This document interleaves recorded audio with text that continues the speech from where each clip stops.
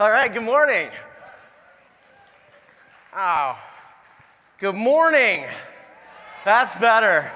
All right, I'm excited to be here. We're going to talk about inspirational brands. We're going to talk about inspirational content. But first, we're going to talk about the funnel. We have a funnel problem, people. A funnel problem. Not like a beer bong funnel problem, but we have a funnel problem. We have this kind of a funnel problem.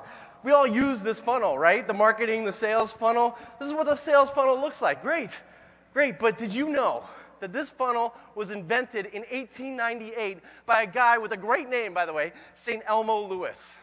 1898.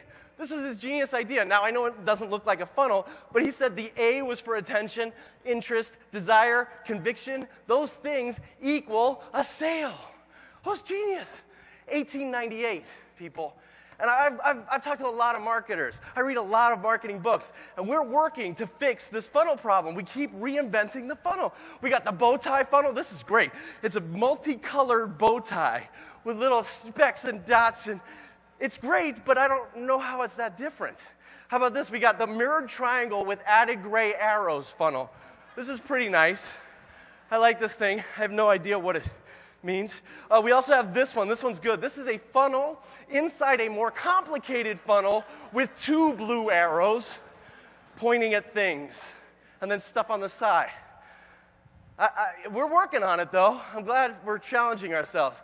This one I like because I like a good pun. This is the funnel cloud. Somebody had a genius. I got an idea. I'm a meteorologist. This one's my favorite, though. This is the FU funnel. In the middle of this thing, there's tofu, mofu, and bofu. One of bofu content? Sign me up. I don't know what that is. We've got to rethink this. St. Elmo Lewis, when he was evolving his idea of what the funnel looked like, he decided it was a bunch of buckets that looked like Russian dolls that fit inside each other. But he still had the same four ideas that equal a sale. And I think he's on the right track.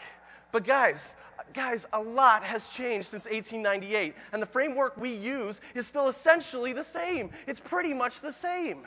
In 1898, there were no airplanes, people. We haven't changed what we're doing since there were no airplanes. We've got to rethink the way we look at the online world. There has been a monumental shift. We have to take a new world view on. And in the last 10 years, it's changed dramatically. The new worldview that I want you to try and embrace looks nothing like 10 years ago in the online world. When you started a website 10 years ago, you embraced the Ptolemaic model of the online universe.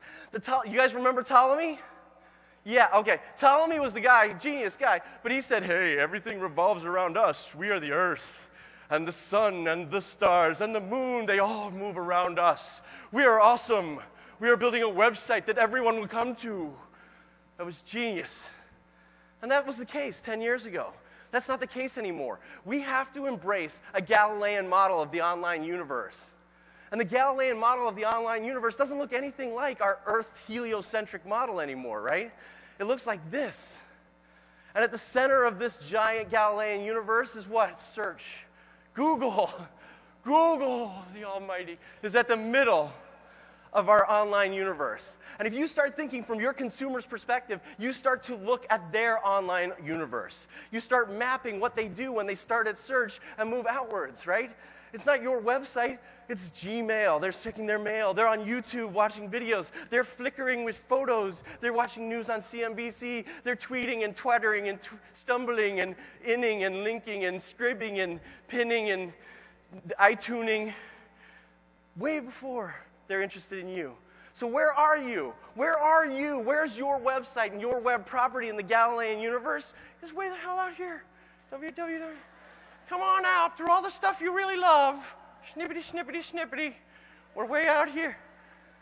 We've got to rethink the way we approach the online universe. We have to get closer and closer to the center of our audience's everyday online experiences. So I want you to start asking yourself today, what if we got closer and closer to the center of your consumer's universe? Are you a Galileo or are you a Ptolemy?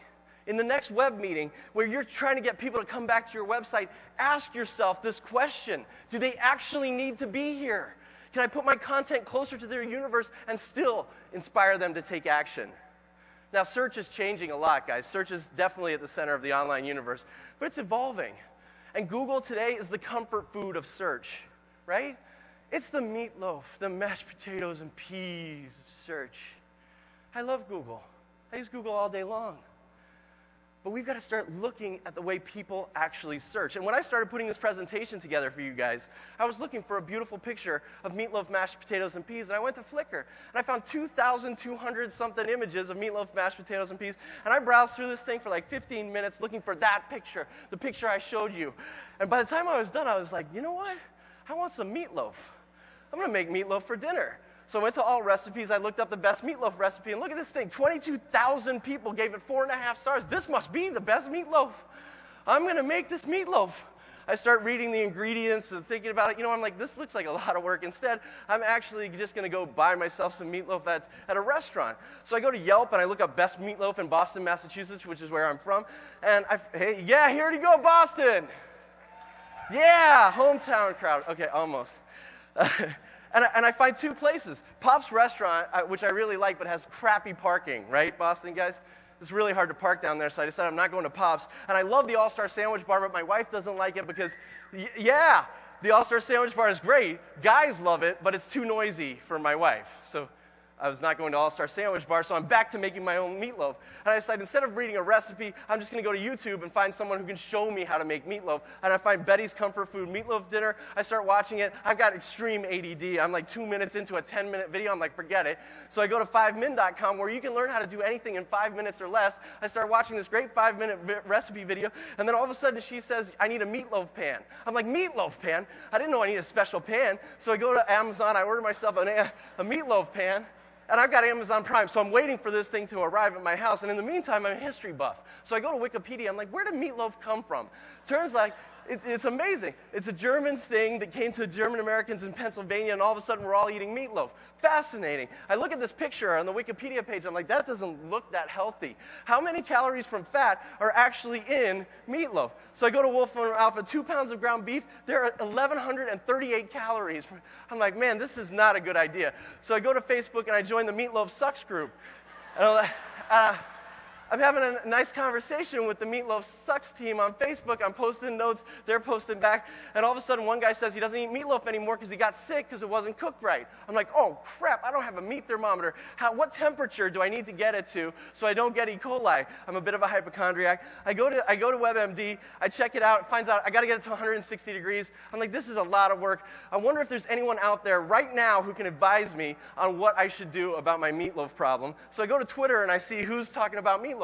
There's these two guys. One guy says, my fiance makes a bangin' meatloaf. The hell is that? I'm not even sure. It might be a euphemism. I'm like, okay.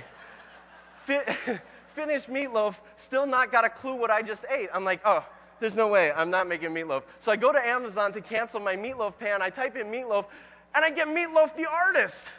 I love this guy. This Bat Out of Hell was a great album. And I've always wondered what that guy's real name is. So I search him on AllMusic. And it turns out his real name is Marvin Lee Aday, and he's from Dallas. I grew up in Houston, so I'm real excited that he's a Texan. I recognize the picture from some TV show I just watched. So I go to IMDb and I search Meatloaf. Turns out he was on my favorite episode of Monk that I just saw on reruns. I'm like, this is great. I love Meatloaf. And then I remember something I saw back on Twitter. Look at that. That red arrow there? On the bill tomorrow night at the Bank of America Pavilion, Meatloaf. I'm going to get myself some Meatloaf. So I go to Ticketmaster, buy 2 tickets to Meatloaf. I go to the concert. It's an awesome show, by the way. Take a bunch of pictures. I come back home in the morning. I upload them to Flickr, and I realize, crap, I'm back right where I started. That, thank you.